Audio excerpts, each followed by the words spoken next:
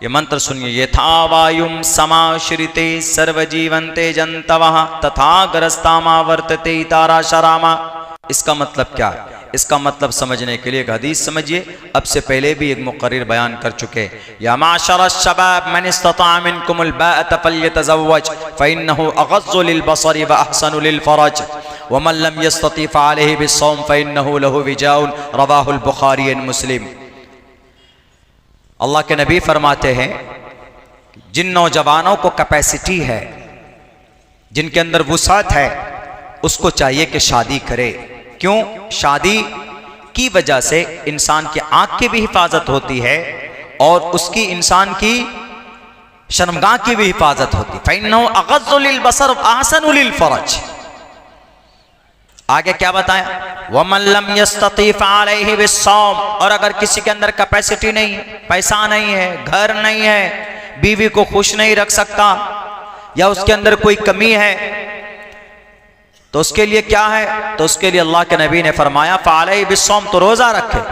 क्यों रोज़ा रखे? क्योंकि रोज़ा से जो इंसान की शहवानी क़ुव्वत होती है ना अंदर में, खुले लफ्ज़ों में जो सेक्सुअल पावर होती, ताकत होती सेक्स की, तो अब बीवी तो है नहीं, क्योंकि बेचारे को घर नहीं है, बेचारे के पास पैसा नहीं है, बीवी कर नहीं सकता। तो ऐसी सूरत में अल्लाह के नबी ने फरमाया कि कहीं गुनाह में ना चले जाओ तुम, तो इसीलिए तुम्हारे लिए बिस्सौम, रोज़ा ज़रूरी है। क्योंकि रोज़ा फ़अलैहि बिस्सौम फ़इन्नहु लहु विजाउन, रोज़ा सेक्स को तोड़ देता है, शहवानी क़ुव्वत को कम कर देता है रोज़ा। ये बात समझ में आ गई? अब ये मंत्र समझिए, समझना आसान होगा।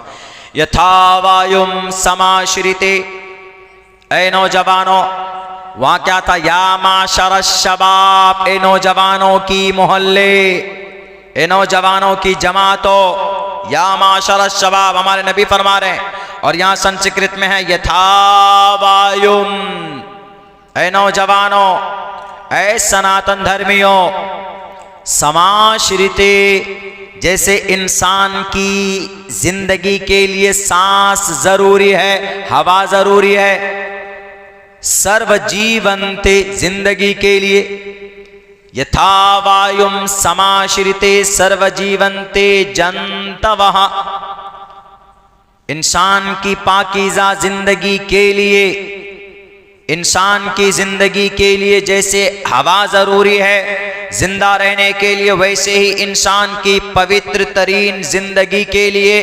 शादी भी जरूरी है। मनुस्मृति कह रही है ना, मनुस्मृति, जिसको कुरान के अपोजिशन में लाते हैं हिंदू भाई, कि जैसे मदरसों में कुरान पढ़ाया जाता है तो हमारे इन मदरसों के अंदर में मनुस्मृति भी पढ़ाया जाना चाहिए। जैसे मुसलमानों के वक्फ बोर्ड के मदरसे हैं, इन मदरसों के अंदर में फारसी अरबी की तालीम होती है, तो वहाँ पर मनुस्मृति गीता पढ़ाया जाना चाहिए। उसी मनुस्मृति का ये मंत्र है, कितना अच्छा पैगाम है। तो मनुस्मृति में कहा तथाग्रस्तामा वर्तते इतारा शरामा। तो शादी से क्या होगा? शादी से फायदा ये होगा कि शादी से नस्ल बढ़ेगी। शादी करेंगे तो बच्चा होगा, और बच्चे से तो नस्ल बढ़ती है ना। तथाग्रस्तामा वर्तते इतारा शरामा, जब आदमी शादी करेगा तो इस शादी के बाद में बच्चे पैदा होते हैं, और जब बच्चा पैदा होगा तो वहीं से ना आगे नस्ल बढ़ेगी। अब हजरत आदम और अम्मा हव्वा दोनों नहीं मिलते, दोनों हस्बैंड वाइफ नहीं मिलते, मर्द औरत नहीं मिलते, तो हम लोग होते दुनिया में नहीं होते, हमारा वजूद भी ना होता। ओम और हवियवती विष्णु के गीली मिट्टी से पैदा नहीं किए जाते तो कोई नहीं मिलता इस जमीन पर। जो 8.5 अरब इंसान है पूरे 10,000 साल पहले जिनको पैदा किया गया, वो होते ही नहीं, उनका वजूद ही नहीं होता। तो यहां पर क्या कहा गया कि शादी का उद्देश्य क्या? शादी का उद्देश्य यह है कि इंसान किसी बेटी की इज्जत न लूटे। शादी का उद्देश्य यह है कि इंसान किसी समाज की, हमारा नौजवान शराब पीकर समाज की किसी बेटी की इज्जत न लूटे, उनका रेप न करे, उनका मर्डर न करे, ताकि शादी के जरिए से जो भी ख्वाहिश है और जो भी शहवानी कुव्वत को पूरा करना है वो पाक और पवित्र तरीके पर करे, अपनी बीवी के साथ करे। अल्लाह ने ये ताकत रखी है सेक्स की। अल्लाह ने इन जिनसी ख्वाहिशात इंसान के बॉडी के अंदर में पेवस्त किया, लेकिन उसकी तकमील के लिए अल्लाह ने औरत को बनाया। लेकिन इस औरत से हुसूल के लिए अल्लाह ने निकाह का जायज रिश्ता बनाया है कि निकाह करो, बीवी को दोस्त बनाओ और बीवी के नाम नफका दो और पाक पवित्र तरीन जिंदगी गुजारो, तभी जाकर तुम नस्ल को बढ़ा सकते हो। तथा ग्रस्तामा वर्तते इतारा शरामा, इंसान जब निकाह करेगा तो उसी से नस्ल बढ़ेगी। पता ये चला कि निकाह ही से समाज के अंदर नस्ल बढ़ाई जा सकती है। इससे एक चीज की और नफी हो जाती है, जो आज यूनिफॉर्म सिविल कोड में निकाह के बगैर कहा गया कि निकाह के बगैर लोग रह सकते, निकाह के बगैर लोग बच्चे पैदा कर सकते, निकाह के बगैर लोग संबंध बना सकते, मनुस्मृति के खिलाफ है। कुरान के खिलाफ तो दूर की बात, मनुस्मृति के खिलाफ। मनुस्मृति ने साफ लफ्जों में कहा कि नस्ल बढ़ानी है तो शादी करो। मेरे हिंदुस्तान के हिंदू भाइयों, मेरे हिंदुस्तान के आरएसएस के साथियों, मेरे भारत के वीएचपी के लोगों, मेरे भारत के हर एक सनातन धर्मियों, अगर आपको मनुस्मृति से मोहब्बत है तो मनुस्मृति में कहा गया कि विवाह करो। तो सबसे पहले नंबर पर विवाह किसको करना चाहिए? योगी आदित्यनाथ को करना चाहिए। उन्होंने अभी तक शादी नहीं की। मनुस्मृति के खिलाफ कौन? योगी आदित्यनाथ जी। मनुस्मृति कह रहा है कि शादी करो, शादी से पवित्र जिंदगी गुजरेगी। अब बाबा जी तो अभी तक बिना शादी के।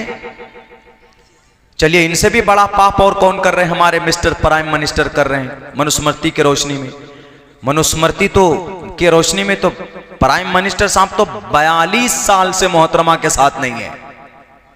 यह मंत्र क्या पता देता है? यह मंत्र इसीलिए कह रहा है कि बिना शादी के किसी की पवित्र तरीन जिंदगी नहीं गुजर सकती। मनुस्मृति कह रहा, मैं नहीं कह रहा, मनुस्मृति का मंत्र है।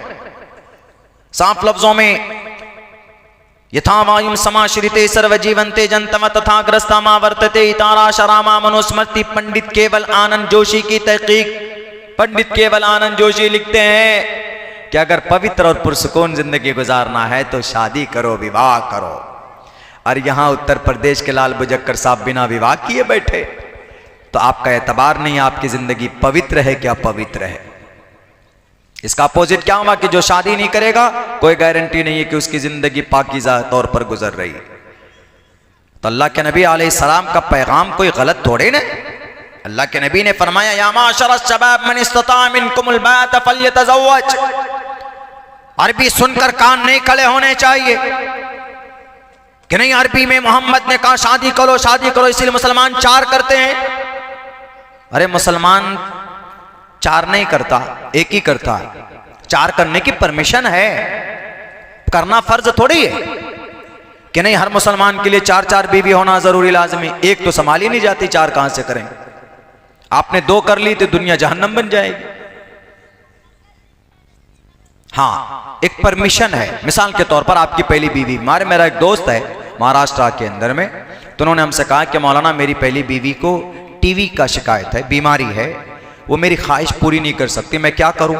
मैं तवाइफ के पास तो जा नहीं सकता, मैं आलिम दीन हूं, क्या कर सकता हूं? हमने कहा कि फनकिहू मा ताब लकुम मिनन निसाई मसना व सुलास व रुबा। आप उनसे मशवरा कर लीजिए मोहतरमा से कि मोहतरमा मेरी ज़रूरत है, वरना मैं गुनाह में चला जाऊंगा। तो इसीलिए बेहतर है कि जब अल्लाह ने इजाज़त दी है तो क्या ज़रूरत, क्या उसमें फिर सोचना। तो हमने कहा दूसरी शादी कीजिए। या बहुत से लोग ऐसे होते हैं कि 10 साल 15 साल 20 साल का वक्त गुजर जाता, कोई औलाद ही नहीं भी पहली बीवी से, कोई बीमारी है या कोई प्रॉब्लम है। तो ऐसी सूरत में क्या कहा? 7वें जन्म का रिश्ता नहीं कि नहीं, एक बीवी से शादी की तो 7वें जन्म का रिश्ता हो गया। 7वें जन्म का कोई अकीदा इस्लाम में नहीं है। इस्लाम में एक ही जन्म है और मरने के बाद दोबारा जिंदा होना है, बस यही कॉन्सेप्ट है। वेदों में भी यह है युना पिता जनिता युविधाता धामानि वैद बोनानि विश्वा युदेवा नाम नाम दायक एवतम संप्रश्नम बोना यंत यन्या, कि इंसान को अपने परमात्मा के पास जाना होगा, उसको अपने किए का हिसाब किताब देना होगा परमात्मा के सामने। हमने इतने बुलडोजर चलाए, हमने इतनों की नौकरी खा ली, हमने इतने मदरसों को बंद कर दिया, हमने इतने मदरसों में ताले लगा दिए। सबसे ज़्यादा सवाल तो आसाम का चीफ मिनिस्टर से होगा, जो 1309 मदरसे उन्होंने बंद किए। उनसे पूछा जाएगा कि मदरसे क्यों बंद किए? उन पाठशाले में तो कुरान पढ़ाया जाता था, उन पाठशाले के अंदर हदीस पढ़ाई जाती थी, जिनमें अच्छी बातें मौजूद थी। उनको भी जवाब देना होगा। मेरे भाइयों, नस्ल अगर कोई लड़का लड़की बिना शादी के मिलता है, नाजायज संबंध बनाता है, फिजिकल होता है, तो उससे अगर कोई बच्चा पैदा होता है तो वो बच्चा नाजायज और हराम होगा कि नहीं होगा? शादी के बगैर, पहली बात तो कोई रिलेशन ही नहीं, शादी के बगैर कोई संबंध ही नहीं। इसीलिए दुनिया वालों सुनो, भारत के 140 करोड़ लोगों, इस्लाम का तो फाइनल है, इस्लाम में औरत से बात करना जायज नहीं है निकाह के बगैर। लेकिन हमारे सनातन धर्मी भाइयों, आप अगर और मॉडर्न बने हो कि नहीं हमारे हिंदू धर्म में भी जायज है, बिल्कुल जायज नहीं है। Having a happy marriage life from wife, ये मैं नहीं कह रहा हूं, मनुस्मृति कहती है, यथा वायुम समाश्रिते सर्वजीवंते जंतवः तथा ग्रस्तामा वर्तते तारा शराबा। मोहन भागवत जी को भी सवाल का जवाब देना होगा, क्योंकि उन्होंने भी शादी नहीं की। नितिन गडकरी जी की वाइफ बहुत पहले इस दुनिया से जा चुकी है, वो भी अभी तक बिना शादी के हैं, उनसे भी सवाल होगा। लेकिन एतराज़ करने में बड़ा मज़ा आता है कि अरे आपके मोहम्मद अलैहिस्सलाम तो 50 साल की उम्र में अम्मा आयशा से शादी किए। अम्मा आयशा की उम्र उस वक्त कितनी थी? 9 साल उम्र थी ना। इस पर भी एतराज़ होता है, इस पर भी इलाज है, इस पर भी जवाब है। जो लोग एतराज़ करते हैं, उनके किताब में है, वो लोग एतराज़ करते हैं कि 1458 साल पहले मोहम्मद रसूलुल्लाह ने अम्मा आयशा से विवाह किया। अम्मा आयशा से जिस वक्त अल्लाह के नबी की शादी हुई है, निकाह हुआ है, तो 6 साल की उम्र है, और जब रुखसती हुई तो 9 साल की उम्र है। यही है हदीस में, मुस्तनद रिवायत में यही है। लेकिन क्या यह गलत किया? बिल्कुल गलत नहीं किया, क्योंकि उस वक्त में अरब में लड़कियां 9 साल की उम्र में बालिग हो जाती थी।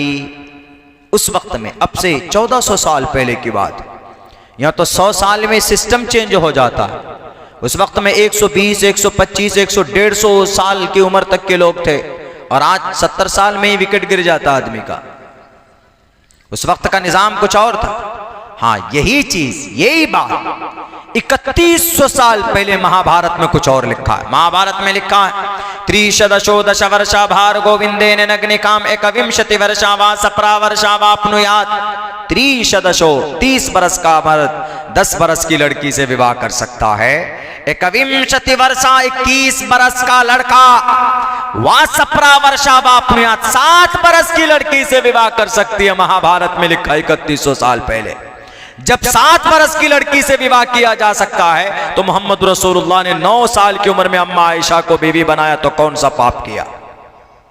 तो ये चीजें कहां से पता चलेंगी हुजूर? शास्त्रों में, नेताओं के चरणों में नहीं। नेताओं के चरणों में तो शराब की थैलियां मिलती, पत्थर मिलते दंगा करने कराने के लिए, पर्चियां मिलती है कि किस इलाके में बम फोड़ना है, किस इलाके के अंदर में दंगा फसाद करना है। और आपको अगर अमन का पैगाम मिलेगा तो कुरान और हदीस, और अगर आपको कुरान और हदीस नहीं पढ़ना है तो मनुस्मृति पढ़िए, महाभारत पढ़िए, ऋग्वेद पढ़िए, यजुर्वेद पढ़िए, सामवेद पढ़िए, अथर्ववेद पढ़िए। वो भी नहीं पढ़ते हैं तो भविष्य पुराण पढ़िए, कल की पुराण पढ़िए, मत्स्य पुराण पढ़िए, भागवत पुराण पढ़िए, शिव पुराण पढ़िए, गरुड़ पुराण पढ़िए। आप पढ़िए, आलोक उपनिषद पढ़िए। There are 18 Puranas are found in entire world, पूरी इन एंटायर इंडिया, पूरी इंडिया के अंदर में 18 पुराण, उनको पढ़िए। आपको वहां पर भी इंशाअल्लाह मेरा दावा है कि पुरअमन मैसेजेस आपको प्राप्त होगा। उसी चीज को तो अल्लाह के नबी अलैहिस्सलातु वस्सलाम ने कुरान और हदीस की शक्ल में लोगों के सामने पेश की। नई चीज नहीं है। जब तक ज्ञान नहीं होगा तब तक ये गलतफहमी दूर नहीं होगी। और सुन लीजिए, कोई मुसलमान कुरान से बढ़कर नहीं है, कोई मुसलमान हदीस से बढ़कर नहीं है, कोई आलिम दीन अपनी शरीयत से ऊपर नहीं है। अल्लाह का वली बन जाए, लेकिन कुरान से, शरीयत से बड़ा नहीं हो सकता। कोई मुसलमान हाजी हो जाए, मुत्तकी हो जाए, परहेजगार हो जाए, अपनी शरीयत से बड़ा नहीं हो सकता। खुदा के कलाम से बड़ा किसी का मकाम मर्तबा नहीं है, यहां तक कि अंबिया के भी नहीं है। यहां तक के नबी ने जो भी बातें कही गई है वो अल्लाह के मंशा के मुताबिक कहे। वमा यंतिकु अनिल हवा इन हुवा इल्ला वहयुन यूहा। यही चीज शास्त्रों में कि कोई पीएम शास्त्र से बढ़कर नहीं, कोई सीएम ईश्वरीय ग्रंथ से बढ़कर नहीं, कोई सनातन धर्मी मनुस्मृति से आगे नहीं, और कोई भी इस देश का महाराज ऋग्वेद से, यजुर्वेद से, सामवेद से, अथर्ववेद से बढ़कर नहीं, और कोई भी भारत का नागरिक भारत के संविधान से बढ़कर नहीं है। ये चीजें कहां से पता चलेंगी? जब आदमी पढ़ेगा तो पता चलेगा ना। इन चीजों पर तो मेहनत होती नहीं, पैसे खर्च होते नहीं।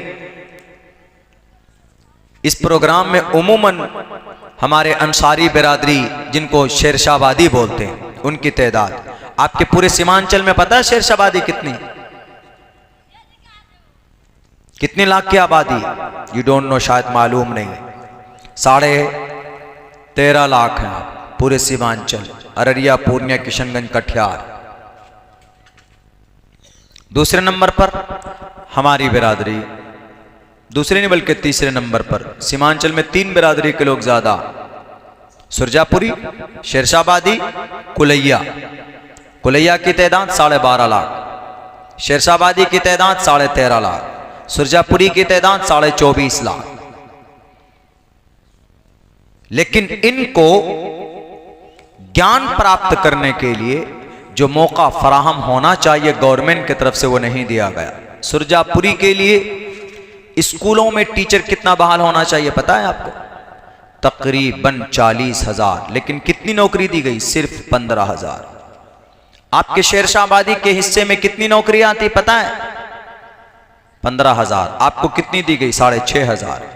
कुलैया बिरादरी के हिस्से में कितनी आती है आपको पता है? 12,000। नौकरी कितनी दी गई? 5,500। तो यहां ज्ञान में ही ठप्पा है। फिर भी किसी कदर पहले से तो सुधार आया है, तो इसलिए ज्ञान जितना ज्यादा हो उसके लिए टीचर ज्यादा से ज्यादा हो, तालीमी मैदान में काम ज्यादा से ज्यादा हो।